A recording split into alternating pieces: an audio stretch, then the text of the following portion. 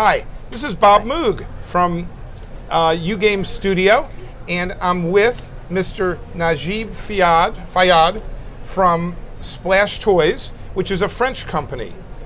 Thanks for joining us, Najib. Thank you very much. Thank you for inviting me. What we're going to talk about today are a couple of things. First, about Splash Toys and about how they got started and what they're trying to do and what their role is in terms of games and other toys. And then we're going to talk a little bit about you and how you got into the toy industry and what your background is. So let's start off with Splash Toys. Can you tell me a little bit about how old the company is and what it does and where it does it?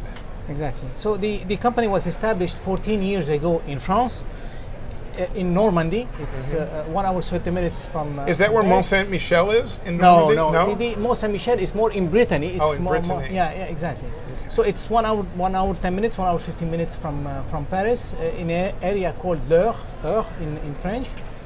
In the beginning, it was a distribution company, and then the owner met me 8 years ago, and then we sit down and we try to develop what is the actual splash toy in your company.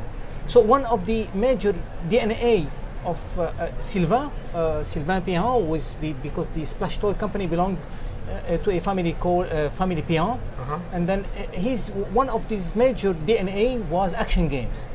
So and then while asking me questions, I discovered that he was the guy who developed a very well-known game in France in the beginning and then in Europe, which is Crazy Toaster or Trap Tartine in France. Oh, I know that game. Exactly. Yeah, it's a very good game. Exactly. Yeah. Thank you very much. So, did he invent it, or did he get it from he invented the game. So he was an and inventor. he asked a Chinese manufacturer at that time to produce this for him, but he was not even distributing the game. He was giving this to other companies to distribute. Okay. So we begin from this point where I discovered step by step that there were several points of DNA in the company. One of them and one major point was the action games and games, and we begin since that time, since now 8 years, developing games. Okay, that explains why I am a little ignorant about Splash, because we've been in the game business for 35 years, and I thought I knew all of the French companies, and then about 4 years ago I heard about Splash, and that's because you just started 8 years ago, really putting out a Splash line. Exactly, 100%. Yes, you're and where did the name Splash come from? It was an idea which came from Sylvain at that time. He wanted really, because most of the guys, which is really amazing, they thought that splash is water, and for him it was not really water, it was how to splash the ideas, how to bring and to splash the developments in the market. And that's exactly what we are doing, because since now 8 years we are spending 10% of our turnover on research and development, and bringing each year almost 20 to 22% new products to the market. Wow. So, and since the beginning we put a real strong marketing activity behind each product, and we became, after 5 years, the second major player on action games, for example, in France. So the number one, of course, is Hasbro, which is the And where would Goliath be? Would they be number 3 or number 4? No, they are a competitor. It depends on what, but let's say in the beginning, people were a little bit connecting both companies, which today are totally separate different companies doing, each one has his own lines. How do you say splash in French? Splash. Oh, so Splash. it translates perfectly. Exactly, splash. So he was actually using a French word, not an English word. Yep, you're correct. That's really good, because it's easy for us to say Splash Toys. And in the same time, it was more international, I would say, word, so he used it for France and for all the other markets. That's good, because sometimes the French take some of our words like Renaissance and ambiance. You are taking Drive it backwards? Yeah, exactly. Oh, okay. Don't forget those are French words that we took. Oh, I got mixed up. And how did you get that job? Had you been in the toy industry before? For me, as a person, I born in a toy family. I born, as said, in a toy shop. So I'm doing this all my life. Really? Now you told me that you were born in Lebanon and then you moved to France. Yeah. So was your toy family a Lebanese toy family? Yeah. My father was the first one to create at that time what we at this period of, I'm speaking 1950, 52, 55, a big toy shop in the center of Beirut for 1,000 square meters, which was big. It was the biggest at that time Yeah. toy shop in the area. And if you take all the Middle East area, it was the biggest one. And would people come from outside of Lebanon to buy toys there? It's very nice you ask me this question. At that time, I remember very well trucks of not only trucks but buses coming from Turkey or coming from Syria or coming from Jordan. Nobody at that time, they were blocked.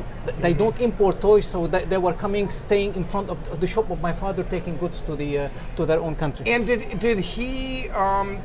It sounds like he was a little bit of a promoter because he had to let people know the shop existed for them to come from Turkey. Yeah. Do you think you learned about marketing sort of without even trying by just being around your family?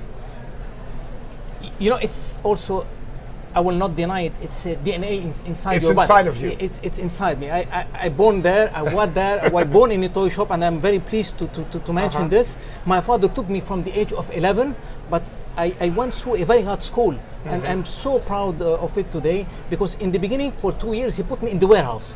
In the warehouse? In the warehouse. So your school was University of Warehouse? Exactly, exactly. And then 2 years after, he told me, now you can go to the shop and you will be under the control of this, at that time it was a boy responsible, girls responsible area, so I was under this one and this one. So I spent another 2 to 3 years being, let's say, a merchandiser or a seller in the shop, demonstrator. So before you actually started your career, you'd already worked on the retail side in buying, purchasing, merchandising. Exactly. So now when you talk to customers, you can read their mind. You know what they're thinking, more than I would, for example. It's so nice to mention it, but I would say more or less, yeah. Yes. That you don't have a domain where I feel bad. Means that I can answer to most. And you can go in the warehouse and you know more about how a warehouse works than the other people in your corporate office. Look, the first thing, because I worked in several companies during my toy life. Can you drive the forklift? I will not do. You will not do that. I will not do this. Okay. No. I will give this to the expert people. Okay. I will not do it myself. But yeah, I went through Lego, Nathan, Disney. So you worked for Nathan, and you worked for Smoby. Exactly. So so 8 years ago, when you came, you actually were equal or more accomplished than the founder of the company, because he had only worked in his company as a distribution company. Exactly, 100%. Yes, you're right. That's fascinating. That's what my added value. Oh, I cannot believe we haven't met before. This is really interesting.